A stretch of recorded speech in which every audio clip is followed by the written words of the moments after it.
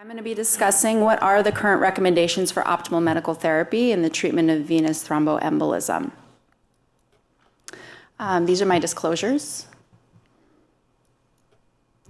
So I have a couple objectives for you during this quick 8-minute talk. I want, hopefully by the end of this, you'll be thinking about clinical variables that may influence VTE risk assessment and management for your patients, and you'll be able to better select the appropriate agent and duration of therapy for individualized treatment of VTE. And that's kind of the key. It really is the individualized care of these patients. So if we think about how classically we have classified this disease in assessing risk, it's really been in two basic forms, either anatomically, considering thrombus burden or the fact that the risk of pulmonary embolism increases with more proximal DVT, and then the provoked versus unprovoked events. And I would challenge you, as Dr. Goldhaber and Piazza have, to maybe stop dichotomizing DVT and PE into provoked and unprovoked and consider it perhaps to be a much more nuanced approach than that. Because we know that the risk of recurrence after DVT is high after you've had one event. And so rather than thinking about it simply as provoked and unprovoked, we should perhaps consider all of the persistent, whether they be minor or more major risk factors like obesity, family history of VTE, hereditary thrombophilias, and then more transient risk factors that we can actually reverse when we consider duration of therapy for these patients. So this is data showing that the risk of recurrent thrombosis is high after a first episode of symptomatic DVT. It included just over 300 patients, and these patients were followed out for 8 years, include both classically provoked and unprovoked events, and the risk of recurrence was 30% at 8 years. So it's quite high. Now, what do the guidelines tell us? They actually provide quite a bit of leeway. If you think about the higher risk thrombosis, PE, they say unprovoked event should be treated for at least 3 months, and after that, it needs to be a risk-benefit ratio. For those with a first unprovoked event that have a high bleeding risk, you should receive 3 months of therapy. And if the bleeding risk is low, you can receive more than 3 months of therapy. And those with the second event should receive extended anticoagulation. But how do we actually put this into practice? Well, we have many different oral options for anticoagulation today. As you know, the vitamin K antagonists, the factor Xa inhibitors, and then the one direct thrombin inhibitor, dabigatran. And the most recent iteration of the guidelines are actually recommending these agents over the vitamin K antagonists for the initial treatment of DVT or PE.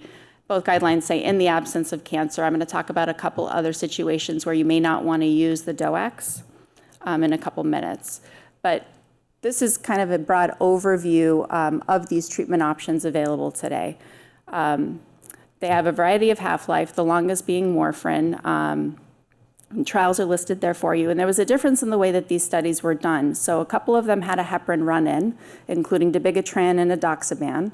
The others, rivaroxaban and apixaban, had an oral run-in, which is listed there, followed by a maintenance dose. And then each of the options have a variety of extended dose therapy, namely rivaroxaban and apixaban have a lower dose that you can use extended after the initial treatment of DVT. And then the cost varies as well, warfarin being the least expensive. And in terms of considerations for our patients with renal disease, no adjustment is needed for warfarin. On the label, you don't need to adjust apixaban, and we know from more recent data that that's probably true. But most of this was based on pharmacokinetic data only initially. So what about special circumstances? How do those parameters of the different therapies factor into actually applying it to your patients in the clinic or in the hospital? Well, for patients with renal disease, you may want to consider warfarin or apixaban. I'm not going to get into cancer because it's a little beyond the scope of this. But I would say most probably favor low molecular weight heparin still. In terms of higher bleeding risk, there's some data for apixaban in terms of its safety profile being better than the other DOACs. So that may be one that you would go to.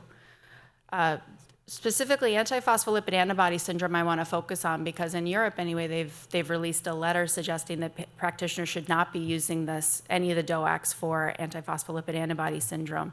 There's some data that in triple positive disease, it actually performs less well than warfarin. Until we get more data, the safest thing to do may be to treat patients with warfarin. And then for the very obese population, I think the safest bet is still with warfarin, where you can monitor INRs. And finally, post-venous stenting, which you'll be hearing about venous intervention quite a bit while you're here.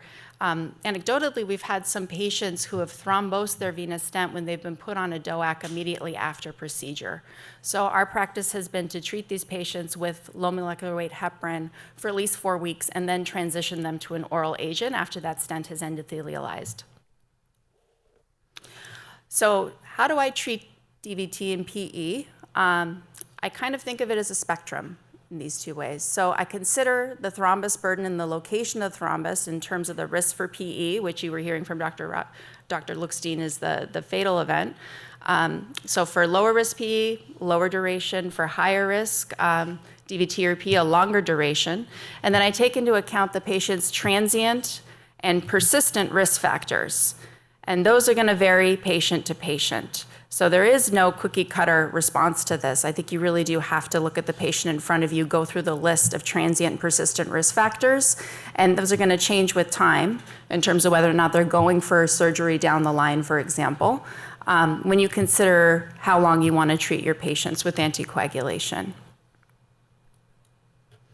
And with that, I thank you.